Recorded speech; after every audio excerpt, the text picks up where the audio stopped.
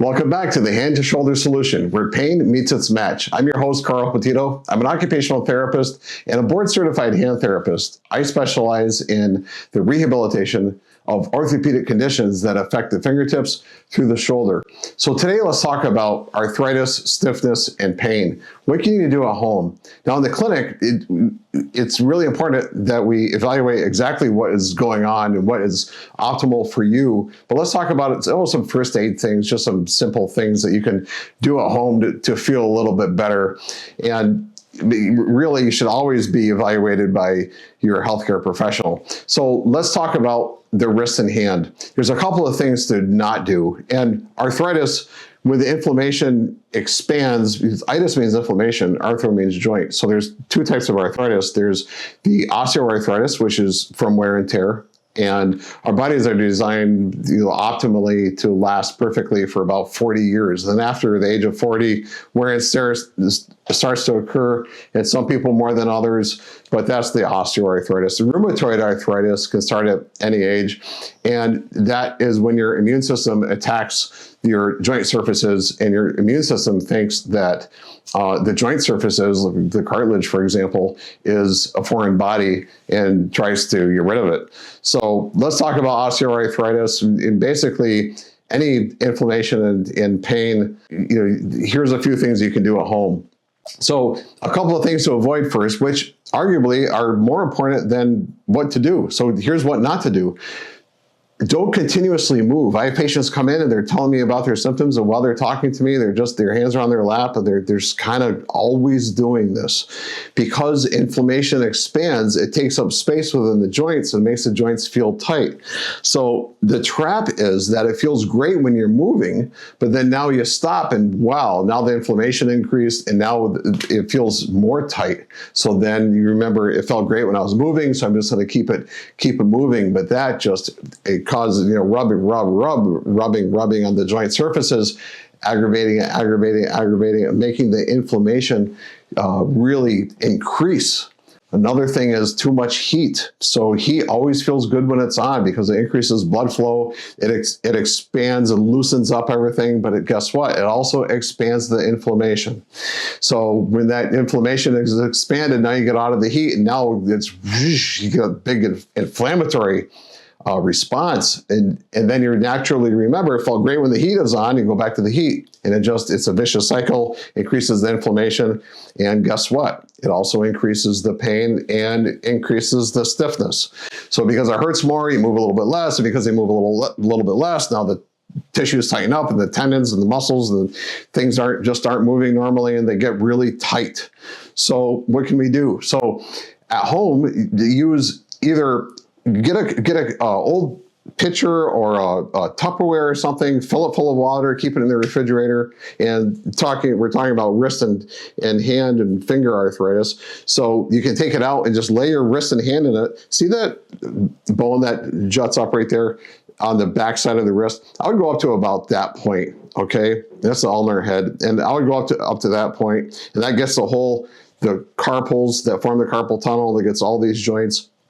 And there's 24 contact surfaces in the wrist we talked about before, 15 bones that are involved. There's a lot going on there. So I would lay that in the cold water only until deeply cold, 10 to 20 seconds.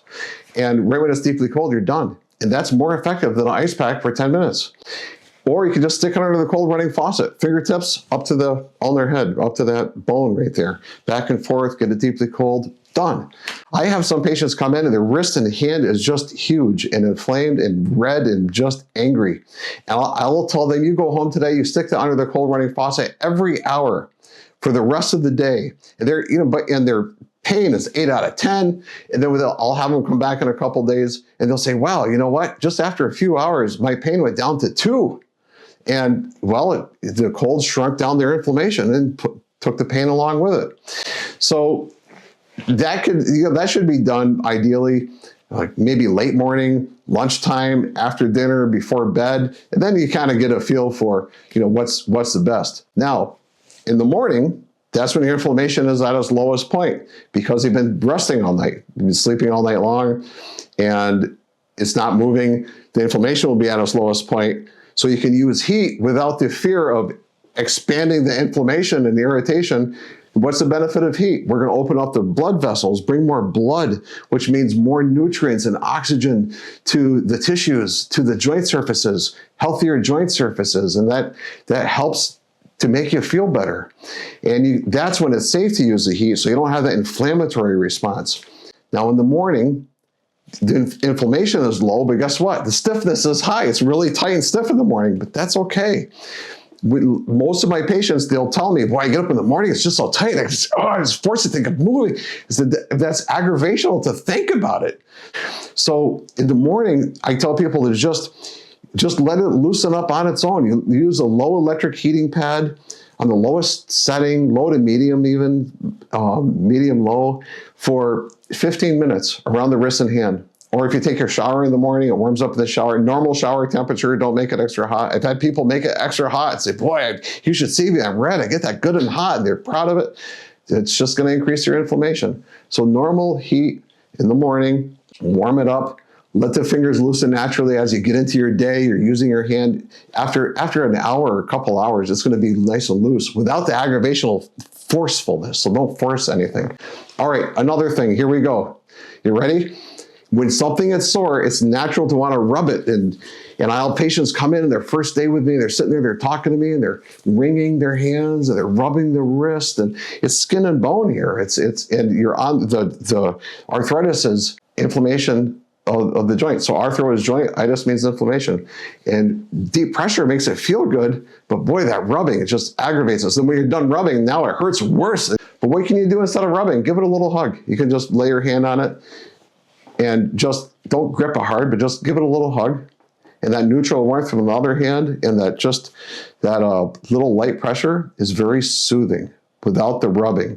All right, now traction. What's joint traction? So traction is lightly separating the joints, pulling the joint surfaces away from each other. That effuses or sucks in, it creates some negative pressure. So when you separate the joints, it pulls in some nice nutrient-rich fluids into the joint space. So one of the most common areas of arthritis is the base of the thumb. And a good way to, if it hurts when you do it, don't do it, okay? So you can try this. Most people, I'll do that to them, and I'll just lightly pull on the thumb, and they go, oh, it feels so good. You can just see the relief in their face. Now, as with anything else, we can't do it all the time. You can't just make it a habit and just kind of always do it. The hands are handy, they're right there. We can't just do it all the time, okay? So I have people do this 3 repetitions, 3 times a day. They hold it for like 3 seconds, 3, 3, and 3. So let me show it to you. So if on the opposite hand, let's pretend my right base of my right thumb is really sore, okay? I'm gonna use my opposite hand and stick my index finger up, okay? So I'm gonna lay my index finger on the back of the hand where I'm gonna do the traction. So I'm gonna lay my index finger on the back of the hand, and then I'm gonna grab the thumb. So it's like that, okay? And then I'm gonna bring my wrist and hand right in front of my stomach, and I'm gonna hold my shoulder muscle just so I don't pull my whole arm, but I'm gonna relax my hand and wrist. It has to be totally relaxed. It takes some practice. So you hold it right here, I'm holding my shoulder, I'm relaxing my wrist and hand, and I'm just gonna pull slightly so that way I feel a little bit of separation here on the base of my thumb. So hold it like this. I got my thumb, okay? And just, 1 and 2 and 3. Then I relax, I let it go. And again, 1 and 2 and 3. But if this hurts you, don't do it, okay? It's not everybody's, this isn't cookie cutter. It's not same thing for everybody. This is a little first aid thing. This could, it's okay to do. 1 and 2 and 3 and relax. 3 seconds, 3 repetitions, 3 times a day. Next one, let's give some traction to the wrist. So you can grab the back of your wrist and see that bone we talked about when we were doing the cold running water. You kind of go up to that big bone right there that juts up. You can go just below that toward your fingers, just below that, and put your long finger right here, and then just grab your wrist. Now you're not going to grab the living heck out of the wrist. You're not going to grab real hard. You're just going to just hold it, okay? And then you're going to bring it up by your stomach. Just totally relax again. And you're going to pull gently.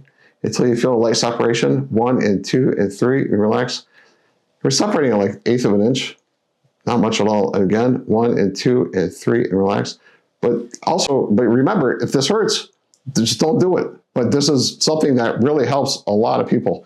3 seconds, 3 repetitions, 3 times a day. Now, let's say your wrist and hand are really stiff. So let's talk about the fist.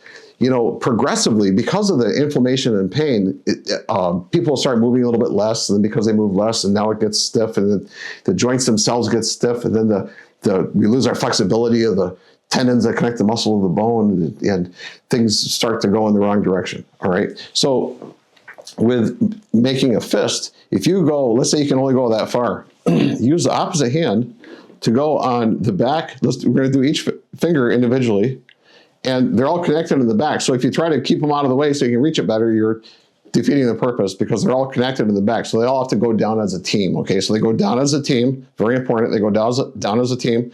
You put the opposite hand behind the finger, because that keeps the big knuckle bent to 90 degrees, okay? Now I'm going to push on the top of the finger, and now I'm bending the middle knuckle. I got the big knuckle in the middle knuckle. And then now I'm going to slide down on the tip. I'm just going to hold that for 10 seconds. And then now when I let go after 10 seconds, I'm going to hold it there with my muscles. That gets the rest of the team going all in the same direction, even easier. Then now I'm going to go to the next one and push that down, and then get down on the tip. And then, and so forth. And 10 seconds each finger, what's that? 40 seconds. So this doesn't take long. And then after a while, my fist will go from here, down to here, down to here. It might take 3 or 4 weeks, may take 6 weeks, but you can get your fist back. You can get your grip back. The thumb, look on your, if you have if the other hand isn't affected very much, where does yours go? Most full thumb flexion goes to the base of the little finger. So if you follow your little finger down, and then there's the bottom right there, should go there. So if it doesn't go there, just aim for that spot. So you have one finger on the back of your thumb, and then another one up here on the tip of the thumbnail, and you can start stretching that down. I like to rest it right on my leg. Then you can push that down and hold that stretch. So again, no pain. It should just pull. It should just be a stretching, a pulling. So no pain, okay? You're gonna hold that for 10 or 20 seconds. Then when you're done, active hold. So now you hold it there, 1, 2, 3, relax. That retrains your muscles to pull down to the end of your flexibility as you get more flexible. And then eventually, guess what? You'll get it down there, and it'll start moving all the way again. But it might take 4 weeks, 6 weeks. The wrist. Let's talk about the forearm, turning it palm up and palm down. So if it won't turn palm down, and you're finding yourself, you have to move your shoulder in order to grab something and palm down. If you tuck your elbow into your side and you turn it palm down, it won't go anymore. You can reach over the top. Oh, now this time above that bony knob, okay? And you can grab yourself underneath, okay? And then use the heel of your palm to turn it palm down. So you just turn it until you feel it pulling. Okay, that's pulling. I'm going to hold that for 10 or 20 seconds. Now I'm going to hold that position when I let go. 1, 2, 3, and relax. Now the opposite is true. To turn it palm up, you can get what's called like a clamp grip. You can get right in here, again, toward the elbow, above that bony knob right there, okay? And you get it like this. Elbows tucked in. Elbows tucked into your side, and you're going to turn it palm up like this, 10 or 20 seconds to the end, 1, 2, 3. Now wrist. When the wrist is stiff and doesn't want to bend toward the palm or toward the back of the hand, you can use your knee as a fulcrum. I tell people to lean the tip of their elbow right into their thigh, have it forward enough so the knee isn't in the way, and then you can bring it down and push on the back of the wrist until you feel a light stretch. Fingers are free, okay? Fingers are free. You're pushing on the back of the hand until you feel a light pull here.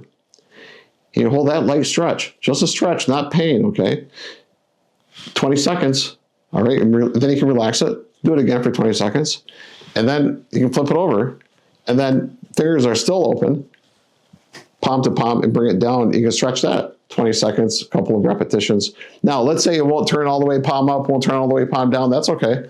To go back this way toward the back of your hand, you can go on the inside of your knee and push that back like that. And then you can go on the outside of your knee to go toward your palm in the opposite direction. Now, if you're listening to this driving down the road, be sure to watch the video so you can see the demonstrations and share this with other people who are dealing with the arthritis problems. So you can use your knee as a fulcrum. You can go over the edge of a table. Also, if the wrist is bending far enough, you can even bend the elbow all the way and push it down like this. You flip it over, push it down like this. What a lot of people will do is actually free hand like this up in the air. A lot of people will resist and not really realize that they're resisting the stretch, and they're arm wrestling themselves in this way, resisting the stretch.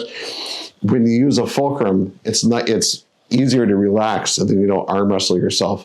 But a great way to prevent arm wrestling yourself or resisting your stretch is you move it on its own the direction you want it to go. You keep moving on its own. They just come in and help with this one, and they're all going in the same direction. And then when you flip it over, you're pulling it down on its own, and then you come in and help, and they're both going in the same direction. All right, so there's some stretches, there's some things to do, things not to do. This is very detail-oriented. Make sure you get into the clinic. Like and subscribe to the channel. Share this with other people. Look, so many people have arthritis. I'm repeating these things in the clinic all day long. I really want these videos to get them out to a lot of people. I hope they're helpful. I know they're helpful. I'm getting a lot of great feedback, and especially in the clinic when people come in. And in the clinic, I'm doing things for them in the clinic that they can't do for themselves at home, like joint mobilization and cold laser treatment, other things. And it's not a lot of visits. It's, you know, one visit a week for maybe like 2 or 3 weeks, and then there you go. Now you know how to manage your personal condition on your own. If you need anything, give me a call. That's really how we handle it with arthritis. Sometimes some little joint stabilization techniques like kinesio tape, and maybe some special types of splints for special types of arthritis, that kind of thing. So it's really important that it's all tailored to the patient. So the website, carlpetitto.com. Check out the website, a lot of good material there. And thank you for watching the Hand to Shoulder Solution, where we are the solution to your pain. Thank you.